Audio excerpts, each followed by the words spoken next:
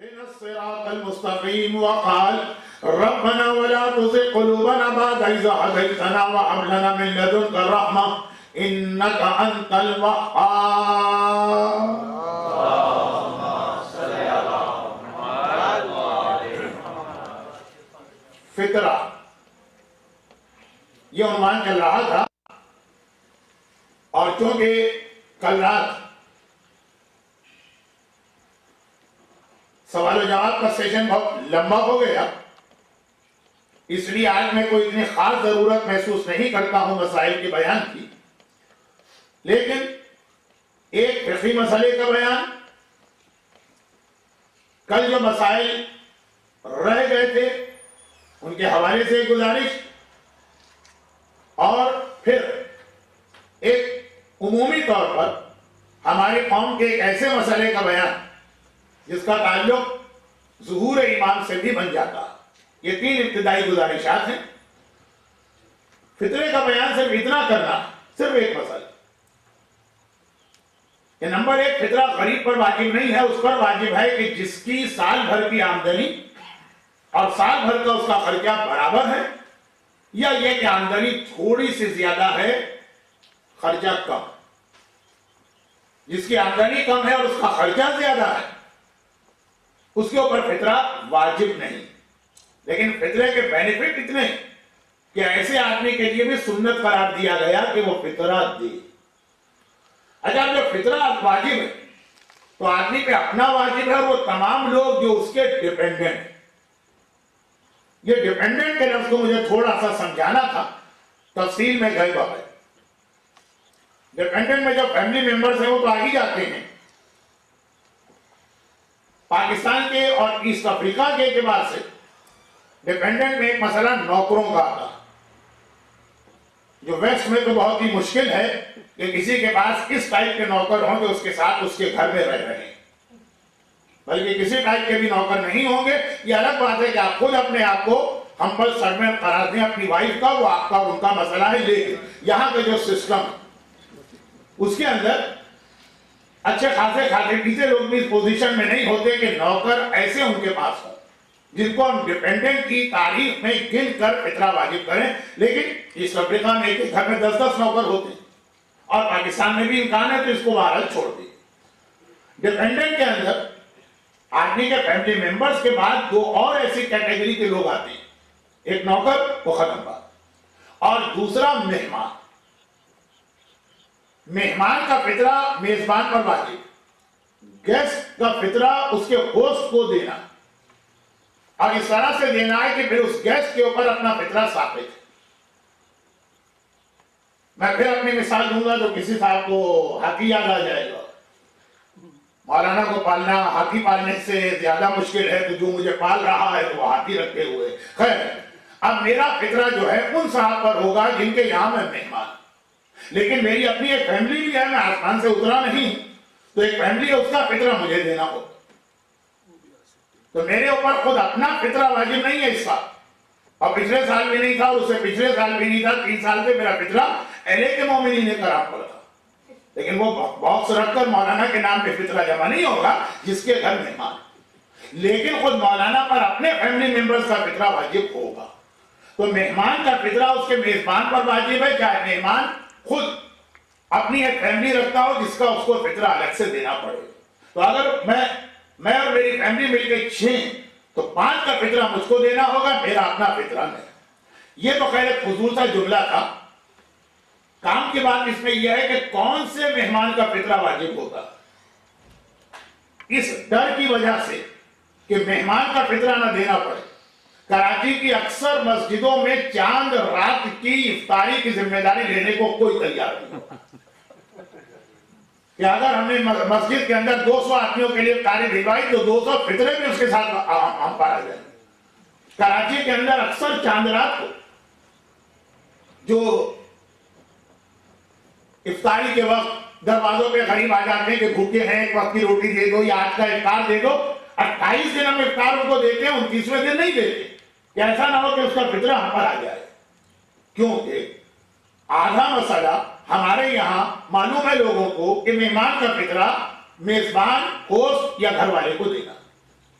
لیکن یہ نہیں معلوم کہ مہمان کے ڈیفینیشن کیا ہے اسلام میں. مہمان کی ڈیفینیشن جو میں نے پہلا لفظ کہا کہ فطرہ واجب ہے اپنا اور اپنے ڈیپینڈنٹ کا.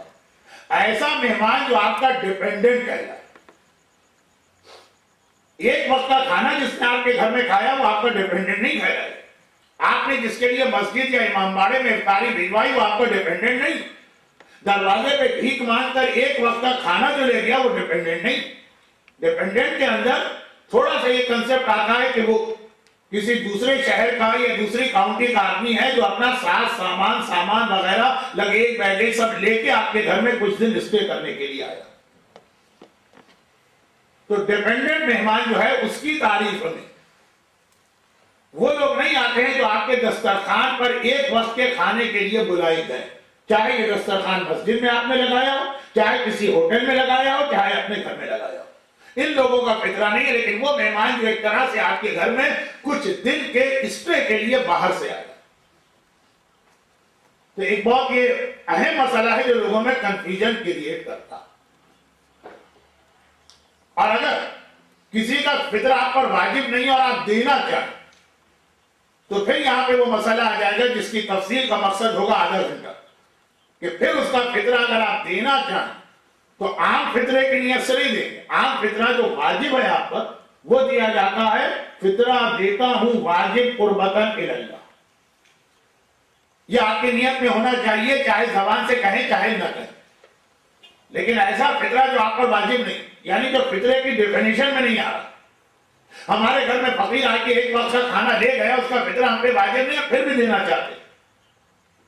وہ قسم کی چیریٹی بنے گی لیکن اس کے اندر پھر نیت جو ہے وہ آپ کی واجب قربتاً اللہ یا قربتاً اللہ کی نیت نہیں کرے.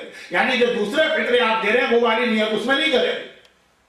اس کی ایک اور نیت اسلام نے بتائی ہے جس کو میں نے کہا کہ اگر میں سمجھاؤں تو آدھا گھنٹہ نکلے گا. رجائے مطلوبیت, ہوپ آف ایکسپٹنس. کس نیت کے ساتھ ایک اچھا ہی کام تو کر رہے ہیں نا, پیسے دے رہے ہیں, کسی کی جیب کاٹ کے پیسے لے تو نہیں رہنا, دے ہی رہنا اللہ کے نام پر, شاید اللہ قبول کر. جو فطرہ آپ پر واجب نہیں ہے وہ اس نیت سے دیا جاتا, جس کا ایک حصہ پچھلی تقریر میں آیا تھا کہ $8 فطرہ آپ پر واجب ہے, آپ 10 دے رہے ہیں احتیاطاً. تو نیت یہ ہو کہ اصل تو واجب 6.6 پاؤنڈ ہے, اس کے بعد میں احتیاطاً دے رہا ہوں. تو اسی طرح سے وہ فطرے جو آپ پر واجب نہیں, مستحب بھی نہیں. مہمان کسے کہتے ہیں جو آپ پر ڈیپینڈنٹ. اب میں جہاں جا رہا ہوں اس کے لیے میں نے یہ تمیز باندھی. آج کل ایک رواج بہت سی جگہوں پر اس میرے ٹاپک کی وجہ سے جو میں نے پورے رمضان کے لیے بنایا, لیکن یہ تو میرا نہیں, آج کل تو بہت سارے علماء اس عنوان پہ گفتگو کر رہے ہیں, امام زمانہ. اس کے حوالے سے بہت سی جگہوں پر آج کل ایک ٹریڈیشن یہ آ گئی کہ فطرہ جب نکالتے ہیں تو اس میں ایک فطرہ امام زمانہ کا بھی نکالتے ہیں, اور اس نیت کے ساتھ نکالتے ہیں کہ بھئی ہم تو اپنے گھر میں امام کو ہر وقت اپنا مہمان سمجھتے ہیں, اور ہمیں امید قوی ہے کہ امام ہمارے یہاں یقیناً آئیں گے رمضان اور چاند رات میں مہمان بن کر. اب یہ بہت زیادہ کامن پریکٹس ہو گئی ہے انڈیا میں اور پاکستان میں, یعنی اتنی کے ممبروں سے یہ مسئلہ بتایا جاتا ہے کہ اگر آپ کے گھر میں 6 فیملی ممبر ہیں تو آپ 7 فطرے نکالیں, 7واں امام. اب وہ امام کی محبت کے اندر مسئلے شرعی نہیں بدلے, یہ محبت میں فطرہ نکالنا, لیکن یہ فطرہ بہرحال ہوگا نہیں. فطرہ ہوگا کہ جب امام آپ کے ایسے مہمان بنے کہ آپ کے ڈیپینڈنٹ, جیسے ہیں آج بھی کچھ ایسے کیا کہوں خوش عقیدہ لوگ, کمزور عقیدہ لوگ, بڑے مولائی لوگ, یا تھوڑے سے کھسکے ہوئے لوگ. مولانا اس دفعہ تو شب جمعہ چاند رات پڑھ سکتی, مولانا امام تو ہمیشہ میرے ساتھ آگے شب جمعہ جو ہے وہ کھانا کھاتے, یا ایک صاحب کے یہاں روزانہ جمعے کو امام آتے ویکلی, اپنی روٹی خود لے کر آتے. لیکن میں نے کہا کہ نہیں مولا, آپ ہر دفعہ اپنا کھانا لے کے آتے, کہہ ذائقہ کہ یہ حلوہ پوری بہت مزے کے بنتے ہیں, جمعے کی صبح گرما گرم مزہ آ جائے گا, آج ہم آپ کو یہ کھلائیں. یہ میں نے اپنے کانوں سے سنا. کے بعد میں دوڑا جمعے کی دن صبح گئے ادھر کیفے ذائقہ والے نے, کیونکہ اب یہ کیفے ذائقہ نہیں رہا, اسے پروموشن نہیں ہو ریسٹورانٹ کا, تو رضویہ کے بالکل سامنے وہاں سے میں بھاگا بھاگا گیا، امام کے لیے حلوہ پوری لے کے آیا، امام کو باقاعدہ اس دن میں نے نوالے بنا بنا کے کھلایا۔ اب یہ اس انداز کے جو لوگ ہیں، خوش عقیدہ کہوں، کمزور عقیدہ کہوں، مولائی کہوں، کس کا ہوا کہوں، جو بھی کہوں، بارہ جو بھی، کہ جی امام ہمارے یہاں تو مہمان بنتے ہیں اور ہمارے ڈیپینڈنٹ بن کے مہمان بنتے ہیں، کھانا پینا سارا انتظام ہم کرتے ہیں۔ اب یہ دیکھیں میں اپنے موضوع کی طرف آہستہ آہستہ بڑھ بھی رہا ہوں، مسائل فقہ سے، تو وہ بہت زیادہ اس چیز کو پروموٹ کر رہے ہیں کہ امام کا بھی فطرہ نکالنا چاہیے۔ ایسا اگر آپ ان ڈیپتھ میں جا کے دیکھیں تو امام کیا ہے، ہمارے مہمان بھی بنے، ہمارے ڈیپینڈنٹ کبھی نہیں ہوں گے، ساری کائنات امام کی ڈیپینڈنٹ، لیکن بہرحال دے رہے ہیں امام کے نام پہ فطرہ دیجیے، لیکن قربتاً اللہ کہہ کے نہیں دے سکتے ہیں کہ یہ حکم اسلام، اس امید میں دے رہے ہیں کہ ایک اچھی چیز ہے، امام بھی قبول کریں گے اور اللہ بھی۔ آپ حضرات کی حیرت کے بتا رہی ہے کہ یہ مسئلہ آپ کے لیے بالکل نیا تھا، تو غالباً میں نے غلط جگہ پہ غلط مسئلہ چھیڑ دیا، لیکن جو انداز میں دیکھ رہا ہوں، امام زمانہ کے نام پر لوگوں کو گمراہ کرنے والا، یہ ہے ہمارا موضوع۔ امام کی ذات سے لوگوں کو ہدایت ملتی ہے، لیکن امام کے نام پہ جو لوگوں کو گمراہ کرتے ہوئے میں مختلف دنیا میں ایلیمنٹس کو دیکھ رہا ہوں، تو آج نہ صحیح تو کل اس قسم کی بات یہاں بھی آئی، اور ایک حد تک یہ بات شریعت سے نہیں ٹکراتی ہے کہ آپ کہیں ہم اپنی خوشی سے یہ رقم امام کے نام پہ دے رہے ہیں، نہ ہم اس کو حکم خدا سمجھ رہے، نہ واجب سمجھ رہے، نہ سنت سمجھ رہے، تو کوئی خرابی نہیں ہے، یہی میں بتانا چاہ رہا ہوں کہ کوئی خرابی نہیں۔ لیکن اگر اسی چیز کو اتنا پھیلا دیا کہ امام ہمارے گھر جب ہم چاہتے ہیں آتے ہیں، ہمارے ساتھ اٹھتے ہیں، ہمارے ساتھ بیٹھتے ہیں، ہمارے ساتھ کھاتے ہیں، ہمارے ساتھ پیتے ہیں، اگلا جملہ تو غالباً نارتھ امریکہ سے ہی پاکستان پہنچا ہے، وہ ایک دم مجھے یاد آ گیا، حلوہ پوری کیفے ذائقہ سے لاس اینجلس میں نے پہنچائی، مگر اگلا جملہ یہ انگلینڈ کا ہے یا یہاں کا ہے؟ یہ ہے ان دو میں سے کسی ایک جگہوں پر، میں خود کنفیوز ہو گیا، اتنا زیادہ دنیا میں آتا جاتا رہتا ہوں کہ بعض اوقات بھول جاتا کہ امام میرے پاس روزانہ صبح آتے ہیں، ہم دونوں مل کر جاگنگ کیا کرتے ہیں، بہت سیریس جملہ میں نے سنا، بہت ہی سیریس۔ اس وقت پھر کسی نے کہا کہ ذرا امام سے پوچھ رہے نا کون سی کمپنی کے جاگر پہنتے ہیں، اس لیے مجھے جملہ یاد آ گیا، یہ یہاں سے بات گئی۔ اب صحیح بات بھی، پاکستان کے لوگ ہیلتھ کانشیس نہیں، وہ تو حلوہ پوری کھائیں گے تو وہاں پہ حلوہ پوری والا امام ہونا چاہیے۔ یہاں کے لوگ بہت زیادہ ہیلتھ کانشیس ہے، ہر چیز میں کیلوریز گنتے ہیں اور کاربوہائیڈریٹ گنتے ہیں، تو یہاں حلوہ پوری نہیں کھلائیں گے امام کو، یا جوگر پہنائیں گے، جیسا دیس ویسا بھیس۔ لیکن یہ جو سلسلہ چل رہا ہے نا، یہ میرا کل رات والا موضوع آج مکمل ہونے جا رہا کہ امام ہدایت ہے، خود امام پوری ہدایت ہے، مجسم ہدایت ہے، لیکن امام کے نام پہ لوگوں کو گمراہ کیا جاتا ہے۔ اچھا یہ بات میں مکمل کر دوں کہ مہمان کا فطرہ واجب، اس کے اندر امام اس کیٹیگری میں آتے نہیں ہیں، بلکہ امام تو اس مہمان کی کیٹیگری میں بھی نہیں آتے جس کا فطرہ مستحب، کوئی دینا چاہے تو یہ نیت کر کے دے کہ نہ واجب ہے نہ مستحب، میں اپنی مرضی سے یہ رقم امام کے نام پہ دے رہا ہوں، جہاں میں نے اپنے بچوں کی سلامتی کے لیے فطرہ نکالا، وہاں امام کی سلامتی کے لیے رقم دے، وہاں تک ٹھیک۔ لیکن فقہی اعتبار سے آپ کو فطرہ اپنے اس مہمان کا دینا جو آپ کے گھر میں ایز اے ڈیپینڈنٹ آ کے رہا، اصل تو یہ مسئلہ مجھے بتانا، ایک وقت میں بیٹی چاند رات کو باپ کے گھر چلی گئی، یا یہ کہ بہن بھائی کے گھر چلی گئی، وہ بھی اسی اہلے میں، یہ بھی اسی اہلے میں، یہاں سے وہاں چلے گا، اس سے مہمان نہیں بنتے ہیں جو اسلام کی ڈیفینیشن مہمان کی۔ آئیے میں نے اپنے عنوان کو شروع تو کر دیا تھا، لیکن بیچ میں پھر ایک بات، دو چھوٹی باتیں عرض کر دوں، دوسری بات ذرا ڈیٹیل سے مجھے لینا تھی لیکن وہ آگے پھر آ جائے گی، مختصر آئے گی لیکن ڈیٹیل۔ پہلی بات یہ ہے کہ کل ہمارا تجربہ سوال و جواب والا کامیاب بھی رہا اور ناکام۔ کامیاب نہیں مانا کہ کل ہم نے صرف وہ سوالات لیے جو فلور کے تھے، لیکن ناکام ان معنوں میں کہ جو لوگ میرے سامنے بیٹھے ان کے سوال پھر بھی میں نہ لے سکا، اس لیے کہ وہ خواتین جو تقریر یا کوئسچن آنسر میں تھی ان کے ریٹن سوالات اتنے آ رہے تھے کہ مردوں کی باری نہیں آ پا رہی تھی، اور اس کے حوالے سے پھر میں کوئی اعلان اب نہیں کر رہا ہوں، اب دن ہی کتنے بچے ہیں میرے پاس، لیکن ایک حیرت کا اظہار کر رہا ہوں. اور حیرت اس بات کی کہ اتنے سوالات خواتین نے کی کہ کل کا کوشچن آنسر کا شو جو تھا مینلی وہ لیڈیز شو بن کے رہ گئے. اور میں تیسرے سال ایل اے میں آیا ہوں، یعنی ابھی کی بات کر رہا ہوں، پیچھے کو تو بھول جائیے. میں ہیوسٹن میں گیا، خواتین نے کہا کہ مولانا ہمارے اتنے مسئلے، کیا وہ مردوں کے سیشن کے اندر یہ ہمارے ہی مسئلے چھا جائیں گے، ہم اپنا الگ سیشن کرنا چاہتے ہیں. پہلے میں تو میں 30 اور 30 60 اور 15 75 80 90 دن رہ چکا ہوں، وہاں صرف 3 دن رات. خواتین نے خود ریکویسٹ کر کے الگ سے کوشچن آنسر کا سیشن کیا. میں ڈیلس گیا ابھی لاسٹ منتھ سے 3 دن تھا. خواتین نے کہا کہ کوشچن آنسر کا جو سیشن ہوگا مردوں کا، ہمارا الگ سیشن ہم کو چاہیے تاکہ ہم اپنے سارے سوال نہ صرف یہ کہ پوچھ لیں بلکہ ہمیں یہ بھی احساس نہ رہے کہ ہماری وجہ سے مرد بیچارے بور ہو رہے ہیں. اب آج سوال ایسے ہیں کہ سوال آپ نے جواب دیا تو ہمیں فوراً اس سے ریلیٹڈ اگلا کوئی سوال کرنا ہوتا ہے تو لکھ لکھ کے سوال کرنے میں ٹائم نہیں رہتا.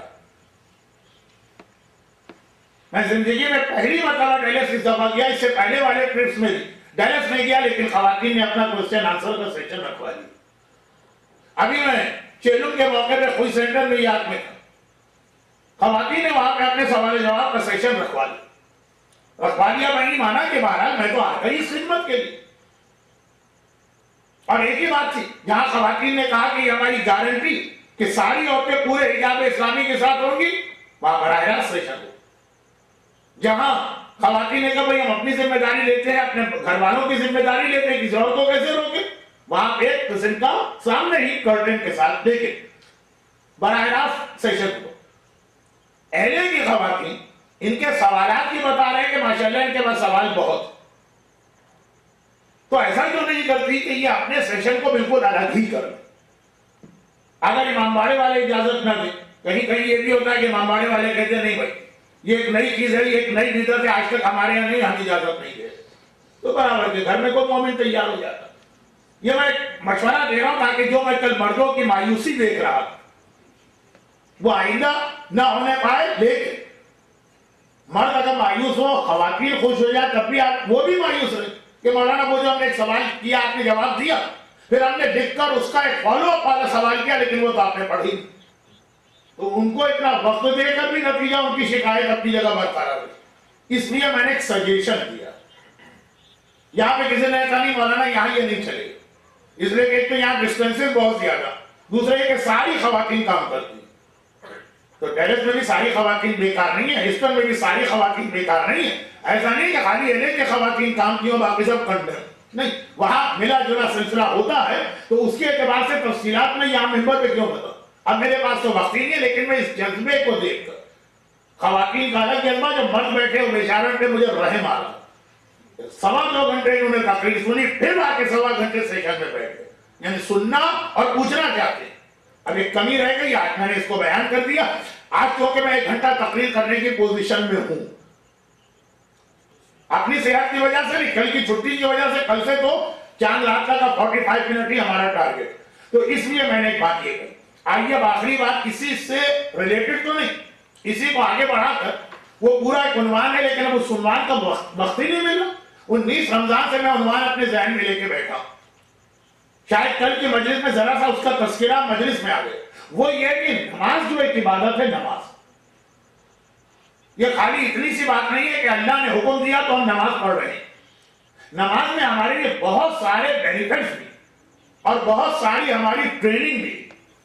اگر ایک نماز کو ہی آدمی صحیح طریقے سے سمجھ لے اور صحیح طریقے سے پڑھنے لگے تو ہماری قوم کے بھی بے شمار مسئلے ختم ہو جائیں گے اور ظہور ایمان کی بھی بہت ساری تیاریاں ہو جائیں گی.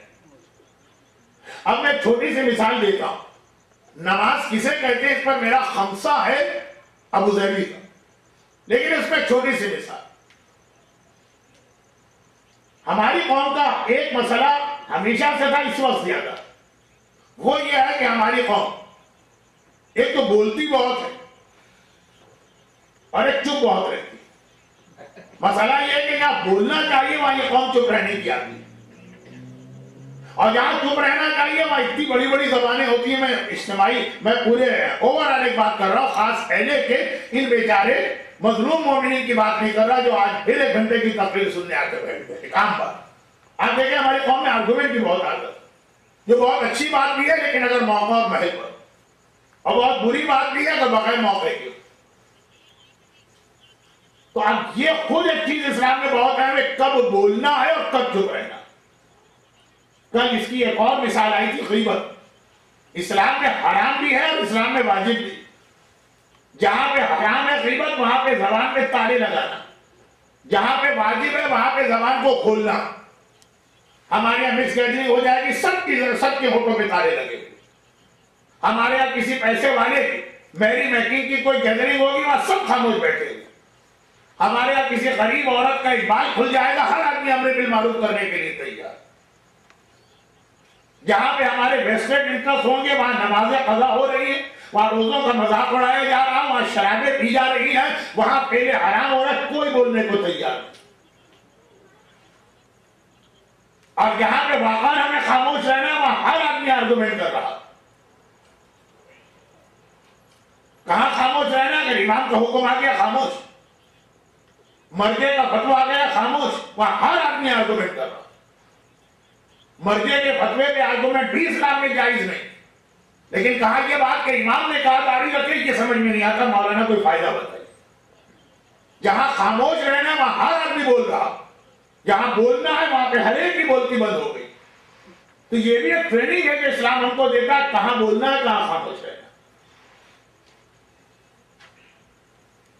جس وقت انقلاب ایران کا پہلا مرحلہ تھا 63 کا، بہت ہی ظالم سالار کا سربراہ جنرل حسین شاہ نے اسے بھیجا تھا امام خمینی کے پاس قید خانے میں، جب 63 امام خمینی کو قید میں ڈالا گیا اور وہاں سے پھر وہ ترکی اور ترکی سے نجف ہجرت کر کے گئے. تو اس نے بات وہاں سے شروع کی کہ دیکھیے آپ کو معلوم ہے دنیا میں اتنے سارے غیر اسلامی ملک ہیں اور اتنے سارے غیر شیعہ، پوری دنیا میں صرف ایک شیعہ ملک ہے، شاہ ایران. اور اگر ہم ہی اس کو سپورٹ نہ کریں اور ہم ہی اس کے خلاف کوئی موومنٹ چلا دیں، ایک پوری دنیا میں رہ گئی ایک اسلامی حکومت، ایک شیعہ حکومت. اس وقت امام خمینی کا ایک ہی جملہ تو تھا کہ تم نے خود ہی اپنے سوال کا جواب دے دیا. اگر تم یہ کہتے کہ یہ غیر شیعہ حکومت ہے میں خاموش ہو جاؤں تو بات سمجھ میں آتی، لیکن اگر یہ شیعہ حکومت ہے تو شیعہ حکومت کہتے اس میں جس میں امام اور نائب امام کی بات کے آگے کسی کی بات نہیں مانی جاتی، تو ختم، اسے میری بات ماننا ہے، مجھے اس کی بات نہیں ماننا. مرجعیت، رہبری، امامت، وہاں نہیں بولنا. اچھا یہ ٹریننگ ہم کو نماز دلواتی. نماز ہمیں سکھاتی ہے کہ ہر وقت بولنا بھی نہیں، ہر وقت خاموش بھی نہیں رہے. 2 رکعتیں آپ نے بولی، تیسری رکعت خاموش، وہی نماز ہے. ابھی بول رہے ہیں ابھی خاموش. ارے بھائی بول کیوں رہے؟ کہا اللہ نے کہا ہے کہ اس رکعت میں بولنا. خاموش کیوں ہے؟ کہا اللہ نے کہا یہاں پہ خاموش رہنا.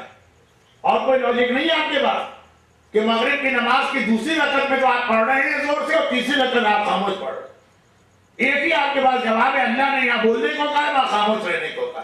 یہی اگر ٹریننگ پوری زندگی میں لے آئے، جہاں اللہ نے کہا بولنے کو وہی بولے، جہاں اللہ نے کہا خاموش رہنے کو وہی خاموش رہے، پورا اسلام آ گیا آپ کے ہاتھ. نماز کا اتنا سا مسئلہ کہ مردوں کے لیے، اور جہاں کوئی نامحرم نہ سنے وہاں خواتین بھی آواز سے نماز پڑھیں. تو اتنا سا ایک مسئلہ نماز کا اگر سمجھ میں آ جائے کہ جہاں ہم زور سے بولے تو کیوں بولے، جہاں خاموش رہے تو کیوں خاموش رہے، وہی اگر ٹریننگ سمجھ میں آ گئی، یہاں بھی اللہ وہاں بھی اللہ، وہ مسئلے حل. پوری تیاری بھی ہو گئی امام زمانہ کی اور عام زندگی میں بھی اسلام آپ کو مل گیا. لیکن وہی بات کہ ہم نماز پڑھتے ہیں سمجھ کے نہیں پڑھتے کہ کیا کر رہے ہیں. اور یہی وجہ کہ ائمہ طاہرین اپنے شیعوں کو خالی نماز کا حکم نہیں دیا، نماز سکھائی بھی، اور نماز کے اندر ایک ڈسپلن ہونا چاہیے. نماز ایک ڈسپلن اور آرگنائز عبادت، اس کا طریقہ بھی بتایا. چھوٹی سی بات آج کہہ رہا ہوں، باقی باتیں کل جائیں. یہ مسائل سے ریلیٹڈ باتیں میں کر رہا ہوں اب تک، گرچہ اس میں میری تقریر کا ٹاپک بھی 2-3 حوالے سے آ گیا. مولا کا یہ طریقہ تھا کہ مسجد کوفہ ایک نیزہ لے کے کونے میں رکھا رہتا تھا، جیسے آپ نے بہت ساری جمعہ اور عید نماز میں دیکھا ہوگا کہ جن مسجدوں میں ریگولر جمعہ ہوتا ہے وہاں خطیب جو عصا ہاتھ میں لے کے خطبہ دیتا ہے کونے میں رکھا ہوا. مولا نے نماز کی تیاریوں کے مسجد کوفہ کے اندر ایک نیزہ رکھا تھا. نیزہ جو آدمی کے قد سے بڑا ہوتا, اور وہ کس لیے تھا کہ جب جماعت شروع ہوتی مولا نیزہ زمین پہ لگا کے اس کے سارے, جیسے آج کل آپ لوگ یہاں زمین پہ پٹی بچھاتے ہیں کپڑے کی, مولا نیزے کے سارے صفوں کو سیدھا کیا کرتے. اور یہاں سے کوئی دوسری ٹریننگ جو کر ہے تو ایک نماز کیسی عبادت کو ہم سمجھ لیں تو ہمارے کتنے ہی مسئلے حل ہو جائیں گے. اور پھر نماز میں بھی اگر یہ آیت سمجھ میں آ گئی تو اسلام کا کم از کم ایک بہت ہی بنیادی اصول, ایک فاؤنڈیشن اسٹون آپ کی سمجھ میں آ جائے گا. کون سی آیت جو آج میں نے خطبے میں پڑھی, اہدنا الصراط المستقیم. نماز میں غالباً سب سے زیادہ ریپیٹ ہونے والے یہی ذکر. آپ روزانہ 10 مرتبہ واجب نمازوں میں کہتے ہیں اہدنا الصراط المستقیم. اور اگر آپ 11ویں امام کے اس کرائٹیریا پہ عمل کرنا چاہیں کہ مومن 51 رکعت روزانہ نماز پڑھتا تو آپ کو 45 مرتبہ کہنا پڑے گا اہدنا الصراط المستقیم. اے خدا ہمیں صراط مستقیم پر باقی رکھ. دیکھیں نماز میں سب سے زیادہ آیت پڑھی جاتی ہے. اور کل کا میرا موضوع ذہن میں رکھیں, آخری زمانے میں ایمان بچانا مشکل ہوگا, آخری زمانے میں صراط مستقیم پہ ٹھہرنا مشکل ہوگا. نماز میں سب سے زیادہ آپ کو یہ کہلوایا گیا کہ یہ کہو کہ اچھا اس آیت کے 2 ترجمے. ایک اہل سنت کے یہاں مشہور اہدنا الصراط المستقیم کتنی سمپل آیت ہے, 2 ترجمے.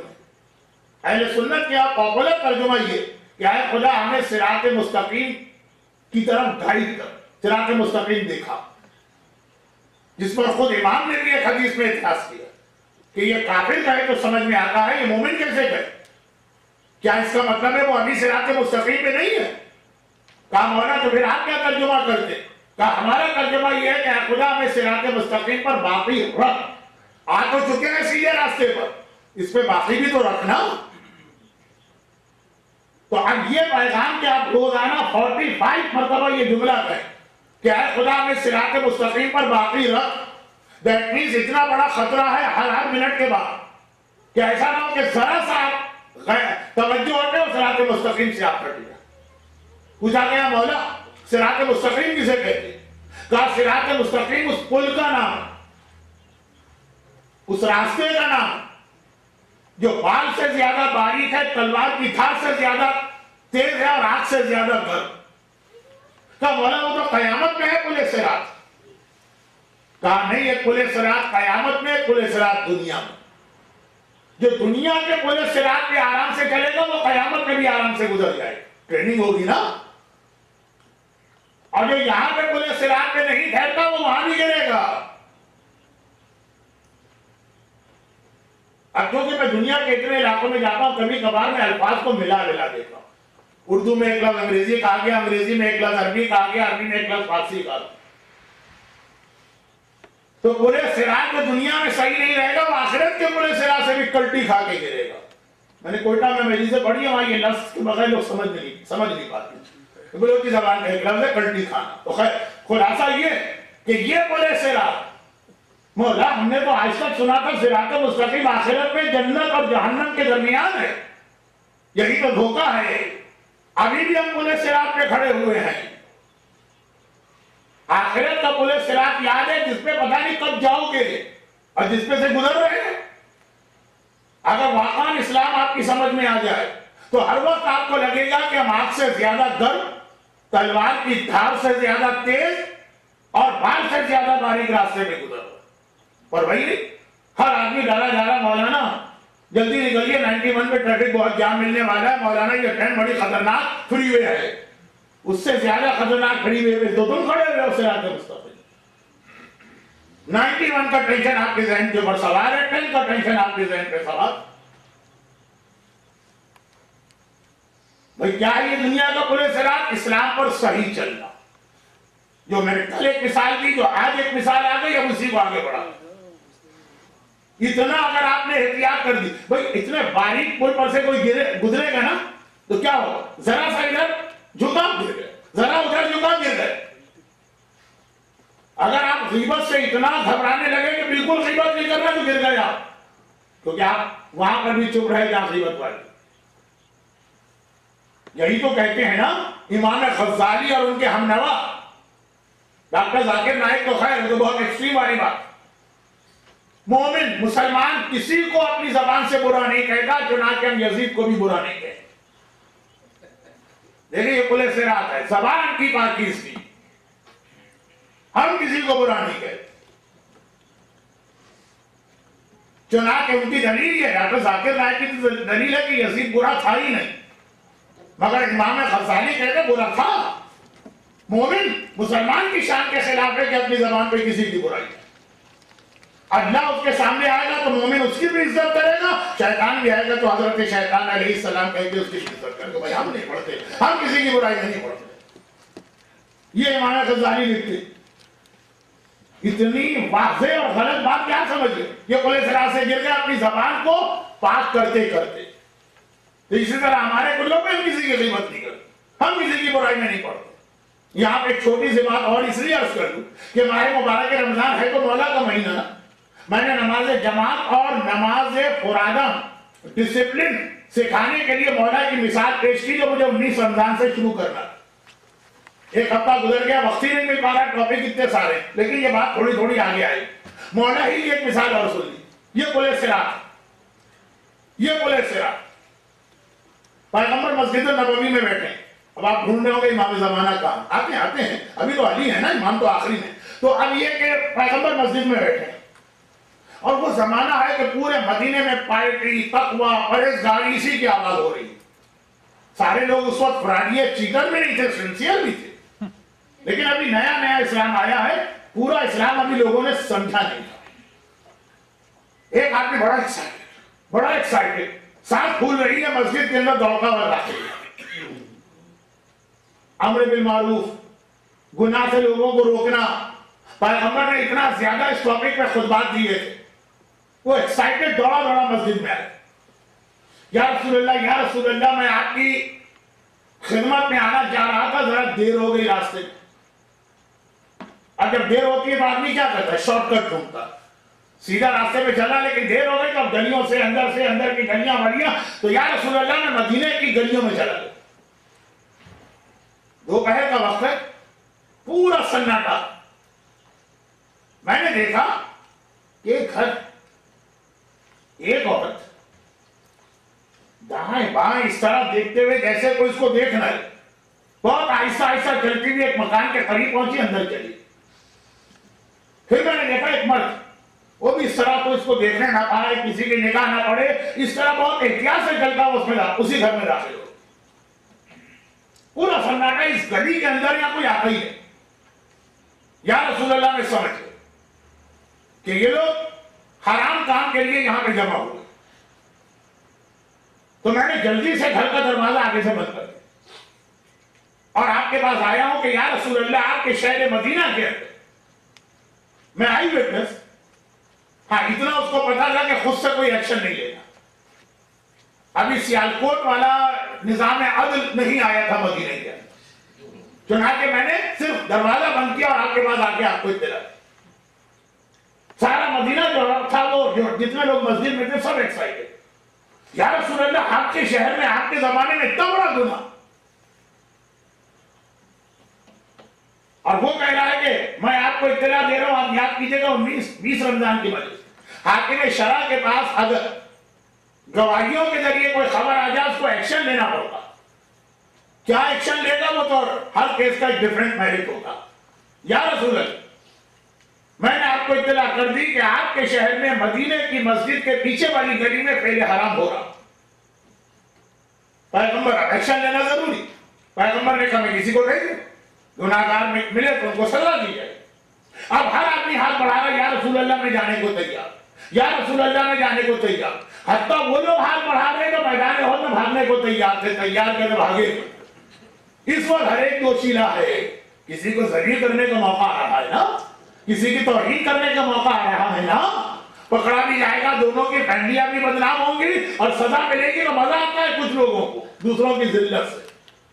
پیغمبر ایک ایک کو دیکھتے جا رہے، سب کہہ رہے ہیں ہم تیار ہیں یہ خدمت انجام دینے کو. پیغمبر نے ایک بار سب کو دیکھ کے دائیں طرف دیکھا، نہیں آیا نہیں تم کو، ٹھیک یہاں تک بھی ٹھیک گئے موت. 15 منٹ کے بعد آئے.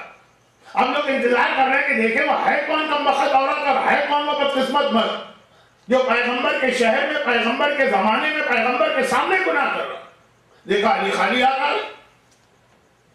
پیغمبر سے پہلے لوگوں نے گھبرا کے پوچھا آیا ابوالحسن کیا تم نے ان کو چھوڑ دیا؟ پیغمبر اسلام کو پوچھنے کی ضرورت نہیں پڑی. مولا نے ایک مرتبہ کہا یا رسول اللہ میں وہاں گیا کوئی تھا ہی نہیں، گھر خالی تھا تو میں کس کو لے گیا تھا؟ اچھا بات سمجھ میں آتی، اتنا 15-20 منٹ کا وقت بھاگ گئے ہوں گے وہ لوگ، لیکن وہ آدمی جو رپورٹ میں لے کر آیا تھا اور وہ ذرا پریشان ہو گئے کہ میں جھوٹا نہ قرار پاؤں. کہا بھلا لگتا ایسا نہیں ہے کہ وہ وہاں سے نکل سکے، پورا سناٹے کا علاقہ ہے، میں نے اس کو باہر سے بند کیا، اتنا کم وقت میرے آنے اور آپ کے جانے میں لگا، ان کو پتا بھی نہیں چلا ہوگا کہ گھر بند. کچھ ایسے وقت ہوتے ہیں کہ آدمی جوش کے اندر پاگل ہو رہا ہوتا، اس کو دنیا کی ہوش فکر نہیں ہوتی. آپ کس گھر میں گئے؟ صحیح گھر میں بھی گئے کہ نہیں گئے؟ مولا نے کہا وہ کھلا گلی وہ گھر. اچھا اس کا آگے سے وہ لاک بھی تھا کہ نہیں تھا؟ مولا نے کہا لاک تھا. میں نے اس کو کھولا، دروازے کو پش کیا، ایک کونے میں کھڑا ہو گیا اور کہا کہ میں تھوڑی دیر کے بعد اس گھر میں داخل ہونے والا ہوں، اگر کوئی مجرم ملا تو پیغمبر کا حکم ہے اسے گرفتار کر کے لاؤں. اور یہ کہہ کے میں منہ پھیر کے کھڑا ہو گیا. ساری مسجد میں کہا ہو مولا اس طرح سے مجرم پکڑے جاتے ہیں. پاکستانی پولیس بھی ایسا نہیں کرتی ہے، وہ پہلے سے خبر کر دیتی ہے ہمارے نکل جاؤ، لیکن آنے کے بعد نہیں. آپ گئے، دروازہ بھی کھولا، راستہ بھی دیا، منہ بھی پھیر لیا، اعلان بھی کر دیا کہ میں مجرم کو پکڑوں گا، پھر کون وہاں ٹھہرے گا؟ ادھر تو لوگ مولا کا مذاق اڑا رہے. دیکھا پیغمبر شکر کے سجدے. خدا بندہ شکر ہے تیرا کہ تو نے مجھے علی جیسا وزیر و مددگار دیا ہے، میں نے اسی لیے سب کو چھوڑ کے علی کو بھیجا تھا. اسلام برائیوں کو گناہگار کو سزا دینے میں انٹرسٹڈ نہیں ہے، برائیاں چھپانے میں انٹرسٹڈ ہے. چنانچہ کسی کی برائی دیکھو ہی نہیں. ہاں 4 عادل گواہ آتے تو کیس بدل جاتا. یہ آج میں یاد رکھیے، فقہ بھی ساتھ ساتھ چل رہی. مجرم خود آ کر کہے تو سزا دے گا، 4 عادل آدمی آ کر کہے تو سزا دے گا. نہ مجرم ہے نہ 4 ہے، ایک آدمی آ کے کہہ رہا تو حاکم شرع کی ذمہ داری بھی نہیں. لیکن یہ اصول بتایا مولا نے. کل کی تقریر کا جواب یہ بھی کہ مولانا یہ غیبت نہ کرو، غیبت نہ کرو ہے کتنا مشکل کا، بہت آسان ہے اگر آپ اپنی آنکھیں بند کر لو. اسلام کہتا برائی دیکھو ہی نہیں. چلیے اس کو میں فقہ سے ملا. کل ہماری خواتین پریشان تھی کہ ایک لائن سے نیل پالش لگی ہے، ہماری نماز کا کیا ہوگا؟ یہ ان کے لیے نہیں ہے جو کل نہیں تھی. پیغمبر نے تو کہا آنکھیں بند کرو، میں ان لوگوں سے کہتا ہوں کان بند کرو.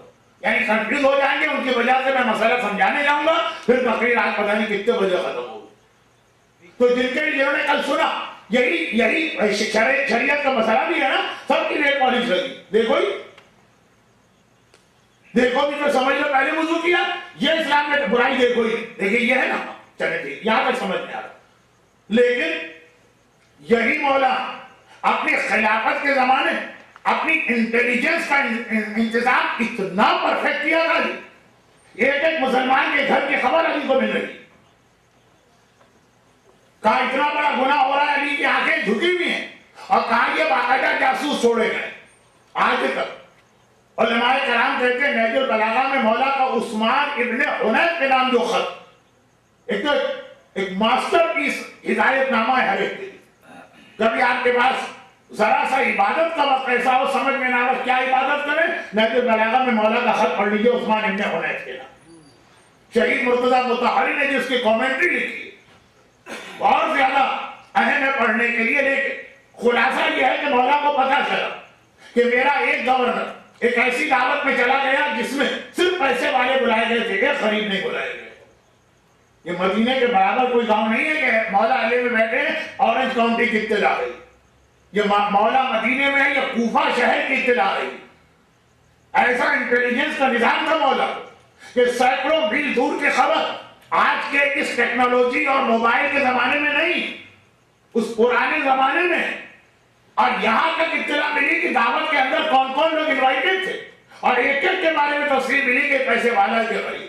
وہ خطبے میں پیغام تو بہت اہم پیغام، خطبہ پڑھنے والا خطبہ ہے، خاص طور پہ میری پہلی یا دوسری رمضان کی تقریر، کہ خالی شراب اسلام میں حرام نہیں ہے، خالی بے حجابی حرام نہیں ہے، فضول خرچی بھی حرام۔ مولانا نے اسی حوالے سے اپنے گورنر کی کھینچائی کی۔ یہ لفظ میں کس طرح کہہ گیا میرا دل جانتا۔ عثمان ابن حنیف، احترام اور عقیدت سے ہمارے سر جھکتے اس خاندان کے آگے۔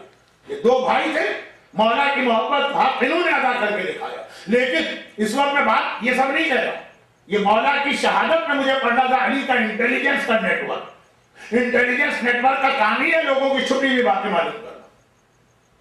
ایک طرف علی یہ بتا رہے ہیں کہ سامنے گناہ ہو رہا ہے، آنکھیں جھکا کے اعلان کرتے ہوئے آگے بڑھ جاؤ۔ ایک جانب گھروں میں چھپی ہوئی باتیں معلوم کر رہے ہیں انٹیلیجنس نیٹ ورک سے۔ یہ کیا یہ وہ پولیس ہے؟ جب اجتماعی طور پہ کوئی قوم کو نقصان پہنچا رہا، اس کے بارے میں ایک ایک چیز کی خبر تمہیں رکھنا ہے اپنے پاس۔ یہاں اس میں زن نہیں چلتا ہے۔ چنانچہ نماز جماعت اگر آپ کسی کے پیچھے پڑھ رہے ہیں، آپ کو معلوم ہونا چاہیے کہ گڈ کیریکٹر، خالی اس میں زن نہیں چلے گا کہ ہم ہر مومن کو اچھا سمجھتے ہیں، نماز جماعت میں نہیں چلے۔ وہ لیڈ کر رہا ہے، لیڈر کے بارے میں معلومات ہونی چاہیے۔ ہر مرجع کے لیے ہم بعد میں پوچھتے ہیں اس کا علم کیا، پہلے پوچھتے ہیں وہ عادل ہے یعنی کیریکٹر اس کا کیا۔ تو آپ پرسنل جو گناہ کر رہے ہیں لوگ آنکھ پہ پردے ڈال، لیکن جس کا نقصان معاشرے کو پہنچ رہا، وہاں پہ اتنی تمہارے پاس معلومات و خبر ہونا چاہیے۔ ہمارے آج لوگ اتنے سیدھے سادے ہیں کہ مولا کے نام پر، عقیدت کے نام پر، احترام کے نام پر، امام زمانہ کے نام پر جو عقیدہ چاہے گھما دو لوگ یقین کر لیتے۔ مولانا نے دیکھیں یہ پورے سراج سے کم نہیں ہے۔ آپ خود کنفیوز ہو رہے ہیں، ایک دن مولانا کہتے ہیں غیبت حرام، ایک دن کہتے ہیں غیبت بازی، ایک دن مولانا کہتے ہیں کہ مولانا نے آنکھیں بند کی، ایک دن کہتے ہیں اتنی اندر کی خبر علی اپنے جاسوسوں سے معلوم کرتے۔ جو خاص میں جس لفظ پہ زور دے رہا کہ علی نے علم امامت سے نہیں معلوم کیا کہ عثمان ابن حنیف کن پیسے والوں کے یہاں چلے، اپنا جو انٹیلیجنس کا نیٹ ورک ہے یہ بھی مضبوط کرنا ذمہ داری ہے امام کی۔ انفرادی گناہوں میں آنکھیں بند کرے اور اجتماعی گناہ جو معاشرے کو نقصان پہنچائے باقاعدہ پورا انٹیلیجنس کا نظام قائم کرے۔ ایران میں ایک زمانے میں دو بہت عجیب جملے ہمارے سامنے آئے تھے۔ پہلا جملہ اسی سے ریلیٹڈ ہے، دوسرا براہ راست میرا موضوع شروع ہو گیا۔ ابھی بھی جو باتیں میں نے کہی سب میرے موضوع کے اندر ہے، امام زمانہ کا انتظار اور تیاریاں، مگر دو مثالیں۔ اب دونوں مثالیں غلط تو ہیں، لیکن اپنی جگہ جو ان کے اندر hidden under the line message ہے وہ اپنی جگہ قابل توجہ۔ ایک مومن تھے، شاہ کے زمانے میں کتنا کرپشن پھیلایا گیا، وہ شراب پیتے تھے، بہت ذوق و شوق سے پیتے تھے، کوک نہیں پیتے۔ شراب انفرادی گناہ ہے، اللہ کا قانون ہے جو میں توڑ رہا ہوں، اس کا نقصان میری ذات پر، اور یہ کوک کس حوالے سے حرام ہے مجھے چیزیں کہنے کی ضرورت نہیں، یہ اجتماعی پرابلم، یہ مسلمانوں کا نقصان۔ اب یہ بات اپنی جگہ یوں تو صحیح نہیں ہے، شراب بھی حرام، لیکن جو جملہ اس کے اندر ہے، اس کی جو اسپرٹ اس کے اندر ہے وہ کسی حد تک اسلامی ہے۔ یہ شرابی کا گناہ اس کی ذات تک ہے، لیکن ایسے اداروں کی مدد کرنے والے کا گناہ پورے مسلمانوں کو۔ اب آئیے اس کو ہم اگلے مرحلے میں جا کے اپنے موضوع پر آئیں۔ اچھا، پہلا والا جملہ تو شاید پھر کچھ لوگ اس شک میں پڑھیں کہ ہیوی کے کسی نے مثال بنائی۔ دوسرا جملہ جو ہے جب میں نے امام خمینی کے خطبے میں پڑھا تب تو مجھے اتنا یقین ہو گیا کہ میں نے اپنی ہر اسپیچ میں اس جملے کو ریپیٹ کیا جو اسپیچ امام کے بارے میں ہوئی۔ گھر میں یہ بہت پرانی بات ہے، 60s میں جب امام خمینی ہجرت کر کے نجف گئے اور ولایت فقیہ اور حکومت اسلامی کے نام پہ جو لیکچرز تھے، سیریز آف لیکچر، ان میں سے ایک میں مثال آئی، اور میں اس کو پہلے مثال ہی سمجھ رہا تھا۔ جب امام خمینی نے کہا کہ یہ واقعہ ہوا، اور وہاں سے پھر میں اپنے موضوع پہ براہ راست آ گیا۔ بلکہ ایک مومن، ایران کا ایک مومن، اس کے دل میں بڑا جذبہ تھا مسجد بنانے کا۔ حضرت آیت اللہ خامنائی کے کوئسچن آنسر کی بک یہاں بھی رکھی ہے، یہ سوال اس میں بھی ہے اور جب دبئی کے اندر ایک بہت بڑا امام باڑہ بن رہا تھا تو آیت اللہ سیستانی نے ان کو خمس کی جو پرمیشن دی ہے جملہ اس میں دی، جو ہمارے یہاں انڈیا اور پاکستان میں آج کل بہت کم رہ گیا، پہلے تھا ہمارے یہاں، وہ یہ کہ مسجد ہے، امام باڑے، یہ چیزیں وہ ہیں کہ جس کا بینیفٹ ایک طرح ہم ہی کو مل رہا، حتی الامکان اس کو اپنے پیسے سے آدمی بنائے، خمس کو اس میں انوالو نہ کرے۔ جیسے اپنے بچوں کی تعلیم ہے، اپنے بچوں کے لیے کپڑے ہیں، ہیلتھ انشورنس ہے اور بہت ساری چیزیں آدمی اپنے لیے لیتا کہ بھئی اس کا فائدہ مجھے مل رہا۔ اب کل یہ امبولا کی جو خبروں کی بات ہو رہی، اپنے پیسے سے آدمی خریدتا، شرط تو یہ بھی جائز ہے کہ کوئی اٹھے اور صحن امام کی اجازت لے کے 100 خبریں ڈونیٹ کرے، لیکن بعض چیزیں ایسی ہیں جس میں اجازت تو ہے لیکن ریکمینڈڈ نہیں، تم اپنا مال بھی تو خرچ کرنا سیکھو۔ تو دیکھیے وہ ایک مومن نے پوچھا، وہ سوال جواب موجود کہ ہمارے محلے میں ایک مسجد بن رہی، ہم آپ سے خمس کی اجازت لے رہے ہیں۔ جواب انہوں نے دیا کہ مسجد کا بینیفٹ آپ لوگوں کو ملے گا، حتی الامکان کوشش کریں کہ اپنے ذاتی مال سے بنا، اور میں اس کے لیے خمس کی اجازت نہیں دے رہا، یہ تو اس میں ریٹرن میں لکھا ہوا۔ آیت اللہ سیستانی نے اس سے جب اجازت مانگا گیا، انہوں نے کہا کہ مسجد امام باڑے مومنین کو اپنے ذاتی مال سے بنانا چاہیے، اور میں مشورہ یہی دیتا ہوں، نصیحت یہ کرتا ہوں، ہاں پھر اگر کمی رہ جائے تو پھر میں اتنے % کی اجازت دے۔ تو یہ جو ایڈوائز ہے نا کہ یہ ساری چیزوں میں انسان اپنا پیسہ بھی خرچ کرنا سیکھے اور اس کو یہ اپنا پروجیکٹ سمجھے۔ اگر آپ اپنے پیسے سے گھر خریدیں گے تو اس گھر کی حفاظت کا آپ کو خیال بھی ہو۔ اگر امام کے پیسے سے سجدہ خریدا، کس کو خیال ہوگا امام کے پیسے کی حفاظت؟ میں کہیں اور چلا گیا تو واپس آتا ہوں۔ تو پہلے ہندوستان پاکستان میں بھی یہ تھا، یوپی میں بہت مسجدیں ہیں، حیدرآباد دکن میں بہت مسجدیں ہیں، ایک پیسہ خمس کا نہیں لگتا۔ ایک پیسے والے نے پورا کا پورا پروجیکٹ اپنے پیسے سے بنایا، 5 ملے یا 10 ملے، ہر امام باڑے اور مسجد میں صحن امام لگے۔ یہ سلسلہ آج سے شروع ہوا، جب دیکھا لوگوں نے تبلیغ کے بعد کہ دینا ہی ہے خمس، تو اب طریقے سیکھو کہ کتنا واپس مل سکتا ہے۔ تو ایسے بھی ہیں جو 50% کی اجازت لیتے اور 100% واپس کھینچ لیتے، لیکن وہ پھر ایک الگ ٹاپک ہو گیا۔ تو اب مسئلہ ہے کہ ایران میں ایک مومن کی خواہش، وہ ایک جملہ جو اکثر کہتا ہوں، زینبیہ کے فنڈ ریزنگ میں بھی ایک جملہ میں نے کہا، دبئی کی ایک بہت بڑی مسجد سے ایک جملے سے بنی۔ جب اس تاجر نے کہا آغا مہدی یقین سے کہ دنیا میں ہر جگہ میرا گھر، انہوں نے کہا کہ جنت میں ہے کہ نہیں؟ چکرا ہے، جنت کے گھر کا میں کیسے بتا سکتا ہوں؟ کہا پیغمبر کا وعدہ ہے جو دنیا میں ایک مسجد بناتا اللہ جنت میں اس کا گھر بناتا ہے، بلینک چیک اسی وقت آغا مہدی الحکیم کے ہاتھ میں دے دی۔ کہا کہ جب میں نے نیپلز میں پراپرٹی لی تھی تو وہاں کے ریل اسٹیٹ ایجنٹ سے کانٹیکٹ کیا، اور جب میں نے ایلے کے اندر اپنا ولا خریدا تھا، اور جب میں نے سوئٹزرلینڈ میں، جنت کا مسئلہ ہے مرضی سے بہتر کون بتا سکتا ہے، وہ پوری ایک مسجد بنی۔ تو آپ صحن ایمان سے جو امام باڑہ بنا، یہ جنت میں آپ کا گھر نہیں بنا، کوئی آپ نے گناہ نہیں کیا، کوئی حرام نہیں کیا، بالکل ٹھیک کیا، لیکن امام کا پیسہ ہی امام کے لیے لگا دیا، ختم کر۔ اور اپنے ذاتی پیسے سے اگر آپ نے امام باڑہ یا مسجد بنا تو جنت میں آپ کا گھر بنا۔ ایک گھر کچھ کا پاکستان میں ہوگا، کچھ ایلے میں ہوگا، جنت میں بھی بنائی۔ تو خیر یہ میں ذرا آپ سے اپنے موضوع سے ہٹ گیا، واپس آتا ہوں۔ تو یہ پہلے زمانے میں بہت ہوتا، کوئی ان یوزول بات پہلے نہیں کی اور ابھی بھی نہیں۔ عربوں اور ایرانیوں میں اب تک یہ جذبہ، وہ تو امام کا ہے، اس سے ہمارا تعلق ہی کیا ہے؟ اس کو تو ہم کو پلٹ کے دیکھنا بھی نہیں کہ وہ کہاں گیا اور کہاں ہے۔ ہمارا مومن $5 دے گا، اگلی زیارت میں جا کے حضرت سیستانی سے کہے گا please show me your accounts. کہتے ہیں لوگ اسی طرح اسی انداز سے۔ تو اچھا ہے نا کہ ان کو عربی نہیں آتی، ان کو انگلش نہیں آتی۔ تو خلاصہ یہ ہے کہ یہ ایک مومن یہ ارادہ کی ایک مسجد بنانا ہے جو کہ جنت میں گھر خریدنا، پورے صرف اپنے ذاتی پیسے، کسی سے کوئی ڈونیشن کچھ نہیں، اتنا پیسہ آ گیا اب مسجد بنانا۔ لوگ انتظار کر رہے ہیں کہ کہاں شروع ہوتا ہے پروجیکٹ، کب ہوتا ہے یہ پروجیکٹ، کہاں پہ زمین خریدی جاتی ہے، کتنے جلدی بنتا۔ پتا چلا کہاں پھر کوئی مسئلہ آگے بڑھ ہی نہیں رہا، اور اگلے مہینے یہ خبر آئی کہ اس نے وہ کھولا جو پب بک رہا تھا اور بہت چلتا ہوا تھا، شراب خانہ کھول کے اس کو خرید لیا۔ چلے یہاں تک بھی قابل برداشت نہیں، قابل برداشت نہیں تھا، یہ بھی نہیں تھا۔ پھر پتا چلا کہ وہ شراب خانہ اس نے خریدا اس پیسے سے جس سے مسجد بنا رہا تھا، وہ سارے مسجد کے فنڈ اٹھا کے شراب خانے میں گئے۔ اب ہے کچھ لوگ، یہ امام خمینی بتا رہے کہ شاہ نے ذہنوں کو کیسا کرپٹ کیا۔ نہیں، ادھر آپ کا ذہن میں نہیں گیا، جو امام خمینی کا جو جملہ کرپشن کا ہے وہ کسی اور حوالے سے سنیے۔ لوگوں نے جا کے اس سے پوچھا، اس نے کہا کہ میرے سامنے ایک وہی پولیس سے رات آ گئی، ادھر گروں یہ ادھر گروں، میں نے سوچا میں مسجد بناؤں، اس سے کیا ہوگا، مجھے جنت ملے گی، مگر مومنین کا نقصان ہوگا۔ میں مسجد بناؤں گا، مجھے تو جنت میں گھر مل گیا، مومنین کا نقصان ہوگا۔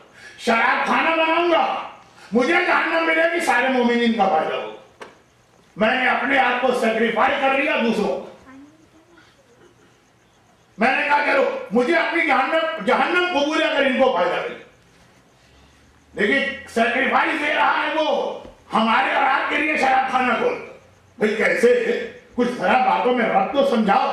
کہا کہ اگر میں نے مسجد بنا لی تو جنت میں گھر تو مجھے مل گئے، مسجد بنائی تو کچھ لوگ نماز پڑھنے لگیں، جب لوگ نماز پڑھنے لگیں گے تو امام زمانہ کے آنے میں ڈیلے ہوگا، جتنے نمازی بنیں گے اتنا امام اور ڈیلے کریں گے اور ڈیلے کریں گے اور ڈیلے کریں گے۔ شراب خانہ میں خریدوں گا تو میں تو جاؤں گا جہنم میں، مگر معاشرے میں شرابی بڑھیں گے، جتنے شرابی بڑھیں گے اتنے امام زمانہ کے آنے میں جلدی ہوگی اور جلدی ہوگی اور جلدی ہوگی، میں جہنم میں جانے کو تیار ہوں اگر امام زمانہ اس کی وجہ سے جلدی آ رہے۔ اب کیا امام خمینی نے کیا جملہ لکھا؟ شاہ کے اس کرپشن کی بات نہیں کر رہے ہیں کہ شراب پیو، نہیں، یہ جو عقیدہ پھیلایا گیا کہ امام اس وقت آئیں گے جب دنیا میں گناہ حد سے زیادہ ہوں گے، جتنے گناہ بڑھتے جائیں گے اتنا امام کے آنے کا زمانہ قریب ہے، جتنی نیکیاں ہوتی جائیں گی اتنا امام کے ظہور میں ڈیلے ہو رہا ہے۔ یہ جو بے وقوفانہ، یہ جو بے تکا، یہ جو یزیدی تصور ہمارے ذہنوں میں آ گیا۔ ہم سے بھی لوگ بعض اوقات مذاق میں کہا کرتے تھے، اسی ماہ مبارک رمضان میں بھی پہلی دفعہ میں نے مجلسیں پڑھنا شروع، اس سے پہلے میں پیشخانی والے مرحلے میں تھا، تو بڑا خطیب پڑھتا اس سے 5 منٹ پہلے کسی بچے کو پڑھا دیتے۔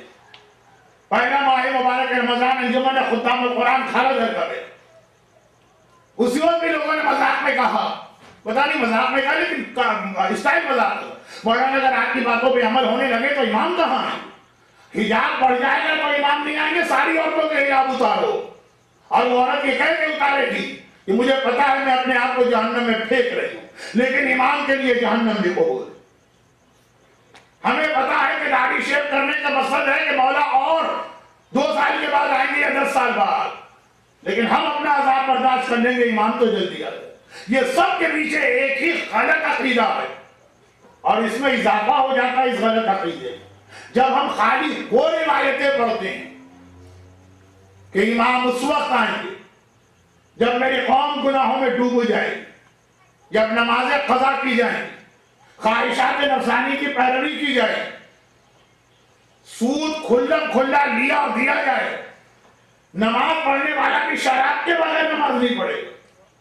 مجھے ایک نوجوان تو ملا، اتنی دفعہ میں نے اس کا واقعہ پڑھ دیا ممبر سے کہ پڑھتا بھی ہے، کہتا ہے مولانا میں بہت زیادہ میوزک کا عادی ہو گئے۔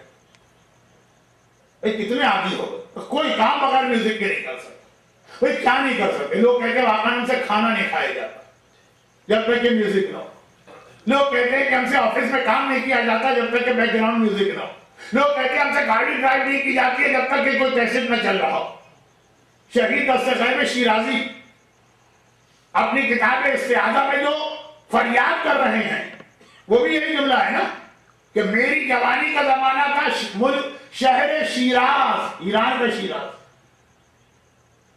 اگر بیکری والا وہاں اوون میں روٹی لگاتا تو پہلے وضو کر کے حدیث قصہ پڑھتا ہے اس کے بعد روٹی لگاتا کہ یہ روٹی مومن کے دسترخوان پہ جا کے اس کے پیٹ میں پہنچے، جتنا اسے پاک بنا سکتے ہو پاک بنا۔ وہ جو کمرشل بیسس پہ کام کر رہا ہے وضو کرے گا، حدیث قصہ پڑھے گا، پھر پہلی روٹی پکائے گا۔ اور وہ کہہ رہے کہ آج میں اپنے بڑھاپے میں دیکھ رہا ہوں کہ شیراز کی سیدانی بھی جب تک کہ اس کے کچن میں جانے کے کیسٹ میں چل رہا ہو وہ کچن کے کام کرنے کو تیار نہیں، کام ہی نہیں ہو رہا۔ مگر یہ نوجوان کہتا نہیں مولانا یہ تو بہت سے لوگوں کا مسئلہ، میرا مسئلہ ہے میں نماز نہیں پڑھ سکتا جب تک کہ بیک گراؤنڈ میوزک نہ بجا۔ پہلے میں سمجھا کہ مذاق کر رہا ہے، لیکن اس کے دوستوں نے بتایا، ہاسٹل والوں نے، کہ صحیح کہہ رہا. یعنی اتنا جب ماحول خراب ہو جائے، جو پیغمبر نے کہا خانہ کعبہ کی دیواروں سے گانے کی آوازیں بلند ہوں گی. تو خیر میں کئی دفعہ مجلس میں پڑھ چکا ہوں کہ جب سے موبائل فون لوگوں نے اپنی جیب میں رکھے اور مکہ اور مدینہ جاتے وقت میں ہندوستانی گانوں کو اس میں ڈاؤن لوڈ کر کے لے جاتے ہیں، اس وقت سے یہ حدیث ہم نے مومنوں کے ہاتھوں پوری ہوتی دیکھی.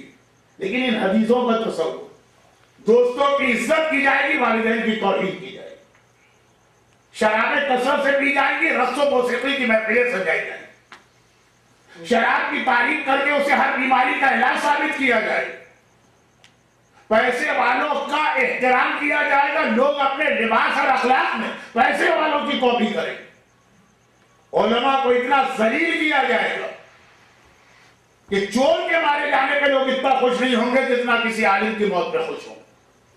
یہ سب پیغمبر کی حدیثیں اور ہم سنتے رہے. دنیا میں ایسی تباہی آئی کہ 1/3 دنیا جو ہے وہ قتل و غارت گری کے نتیجے میں مرے، اور 1/3 دنیا بھوک اور بیماریوں کے نتیجے میں مرے. تو ہمارے ذہن میں خیال آتا کہ امام کے آنے کا مطلب یہ ہے کہ جتنے گناہ زیادہ ہوں اس ماحول میں امام آئے. غلط. یہ ہم نے آدھی حدیثیں سنی، یہ ہم نے آدھی حدیثیں پڑھی، یہ ہم نے وہ حدیثیں پڑھی ہیں جس کے نتیجے میں نہ مسجد بنانے والا شراب خانہ بنائے. دوسری آدھی حدیثیں بھی تو ہے نا. جب امام آ کر اپنے ساتھیوں 25 کوالٹیز ڈھونڈیں گے تو یہ وہ لوگ ہوں گے آلریڈی جن میں ہیں یہ چیزیں امام کے آنے سے پہلے. یہ نہیں ہوگا امام آئیں گے اور کہیں گے 25 چیزیں مجھے چاہیے، اور چونکہ اس کے اندر 6 مہینے لگتے ہیں تو 6 مہینے تم ٹریننگ دو پھر آؤ میری آدمی. نہیں، اسی وقت ہوں گے. تو یہ جو 25 کوالٹیز والے مومن ہیں نا، یہ اسی وقت ہوں گے نا جب شرابیں پی جا رہی، جب قتل و غارت گری ہو رہی، جب سود کھایا جا رہا، جب علماء کی توہین کی جا رہی، جب بیٹے اپنے والدین کو برا بھلا کہہ رہے ہیں، جب اولاد اپنے والدین کی موت کی تمنا کر رہے ہیں. اتنی بری اولادیں ہوں گی. یہ پیغمبر کا جملہ ہے کہ اس وقت کوئی عورت سانپ پیدا کرے تو اچھا ہے کسی بیٹا پیدا کرنے کے مقابلے. ایک جملہ صحیح بخاری میں بھی ہے اور بہار میں بھی ہے جس پہ علماء کی بڑی بحث. کنیز اپنے آقا کو پیدا کرے، اس کا ایک مفہوم یہ بھی لیا گیا اولاد اپنی ماں پہ اس طرح حکم چلائے گی جیسے آقا اپنی کنیزوں پہ حکم چلایا کرتے ہیں. بہت مظلومیت کے واقعات ہیں پاکستان کے سیلاب میں، مگر ایسے بھی تو واقعات ہیں نا کہ جب وہ گھر سے نکلے تو بھینس کو لے کے نکلے، ماں کو چھوڑ. یہ ماں ہمارے کس کام کی ہے؟ بھینس تو مثلا 1 لاکھ کی ہے، بعد میں دودھ بھی دے گی اور بچے بھی دے گی. ان موقعوں پہ پتا چلتا ہے کہ آدمی کے دل میں کس کا کتنا احترام اور عزت. تو اب یہ والی حدیثیں ایک طرف ہیں، آپ کے لیے دوسری حدیثیں ہیں جن میں یہ ہے کہ امام کے آنے سے پہلے 25 کوالٹیز کا لشکر امام تیار کھڑا ہوگا، تبھی امام آنے کے بعد تیسرے دن جہاد شروع کریں گے. 2 سال کی ٹریننگ کا وقت نہیں دیں گے آپ کو، آپ ہوں گے ٹرین. تو وہ جو 25 چیزیں بہت ہیں وہ ہوں گی نا اس آخری زمانے میں پہلے سے، وہ حدیثیں بھی. تو انشاءاللہ وہ کل سے میرا بیان شروع ہو. یہ ضرور ہے کہ امام زمانہ کے جہاد کافی سملر چیزیں پائی جاتی ہیں کربلا کے آقا حسین کے جہاد. چنانچہ یہاں بھی دیکھیے کہ امام زمانہ کا جہاد گناہوں کے ماحول میں ہوگا مگر نیک لوگ ہوں گے، اور ایسے ہوں گے کہ رسول خدا کہتے ہیں کہ میرے زمانے کا آج جو نیک مومن اس سے اچھا نیک مومن آخری زمانے کا ہو. یہ مجھے دیکھ کے نیک بن رہا، یہ میری زبان سے قرآن سن کے نیک بن رہا، یہ اچھے ماحول میں نیک بن رہا. انہوں نے نہ مجھے دیکھا ہوگا، نہ میری اولاد کو دیکھا ہوگا، نہ قرآن براہ راست مجھ سے سنا ہوگا، نہ ان کو ماحول نیک لوگوں کا ملے. حدیثوں کی روشنی میں جملہ کہہ کے آج کی بات ختم کروں. 70 منٹ تو پھر بھی ہوگا، لیکن انشاءاللہ 45 منٹ ویک ڈیز میں ہے تو 45 کا مطلب تو 50 تو ہوتا ہی ہے، نہیں تو آپ سمجھتے ہیں. تو خلاصہ یہ کہ حدیثوں کی روشنی میں ایک حدیث میں خود بنا رہا ہوں. آج کے زمانے کے مومن کی 2 رکعت نماز رسول اللہ کے زمانے کے مومن کی 70 رکعت نماز سے بہتر افضل، کیونکہ اس کے لیے 70 رکعت نماز پڑھنا آسان ہے، ہمارے لیے 2 رکعت نماز پڑھنا مشکل. پیغمبر کے زمانے میں سر سے پیر تک شکل خواب کو برقعے میں چھپی ہوئی عورت کے حجاب سے آج وہ عورت اچھی ہے جس کے سر میں خالی دوپٹہ آئے تھے. اس دور میں وہ حجاب کرنا بھی آسان تھا، اس دور میں خالی دوپٹہ رکھنا بھی مشکل. یہ اسلامی چیزوں کو جانتا اور تسلیم کرتا، لیکن یہ کہتا ہے کہ بدترین زمانے میں بھی ایسے نیک لوگ ہوں. آقا حسین کو بہت کم ملے لیکن 72 مل تو گئے نا. کس دور میں ملے؟ معاویہ کے دور میں ملے. کس دور میں ملے؟ جب 20 سال ہو گئے گناہوں کو پروموٹ کرتے ہوئے. مولا علی کی شہادت کے اگلے دن آقا حسین کو یا آقا حسن کو 72 مل جاتے تو پھر بھی سمجھ میں آتا. علی نے ٹرین کیا ہوا، پورا 20 سال انتظار کرنا پڑا. یعنی علی نے جن کو ٹرین کیا تھا وہ 72 نہ نکلے، اور معاویہ کے 20 سال میں جس میں اسکولوں کے ذریعے بچوں کو بگاڑا گیا، جس میں ممبروں کے ذریعے نمازیوں کو بگاڑا گیا، جس میں خطبات اور میڈیا کے ذریعے ہم لوگوں کو بگاڑا گیا. 20 سال ٹرن اوور ہو جاتا ہے ایک جنریشن. اور ایسے لوگ نہیں، ایسے ملے کہ تیر بھی چلے تو ان کے قدم نہ پھسلے، تلواریں بھی چلے تو ان کے قدم میں لفظ چلا. بالکل وہی امام زمانہ کا ماحول. بدترین معاویہ والے ماحول میں بھی نیک لوگ پیدا ہوئے تو کربلا کا جہاد ہو گئے. اور آج بھی اس ماحول میں گھبرائیے نہیں. آپ کو ویسا بن کے دکھانا اور آپ بن سکتے ہیں، کیونکہ امام نے کہا کہ ہوں گے اتنے لوگ میری غیبت کے آخر میں کہ میں اپنا جہاد شروع کروں. کیسے سپاہی حسین کو ملے، کیسے وفا کے پتلے ہیں، چراغ کھل کر کے بھیجا جائے تو پلٹ کے واپس آتے، بار بار ایک طرح دھکیلا جائے تو واپس آتے، اور ہر بار آ کے جملہ کہتے ہیں کربلا کے شہید. آقا ہم نے آپ کے نانا کا زمانہ دیکھا، جو آپ کہہ رہے بالکل صحیح کہہ رہے ہیں. ہم نے آپ کے بابا کا زمانہ دیکھا، جو آپ کہہ رہے بالکل صحیح کہہ رہے ہیں. آپ کو ہماری ضرورت نہیں لیکن ہمیں آپ کی ضرورت ہے. ٹھوکریں مار کے نکالیں گے تب بھی پلٹ کے یہیں پہ آئیں. یہ جذبہ مومن میں ہونا چاہیے، کیونکہ یہی آپ کی دعا ہو. آپ دو دعائیں برابر سے مانگتے ہیں جب دونوں ایک ساتھ ہی پوری ہوں. آپ کہتے ہیں جلدہ ہو تعالیٰ ظہور ہوں، مولا آپ کا ظہور جلدی ہو جائے.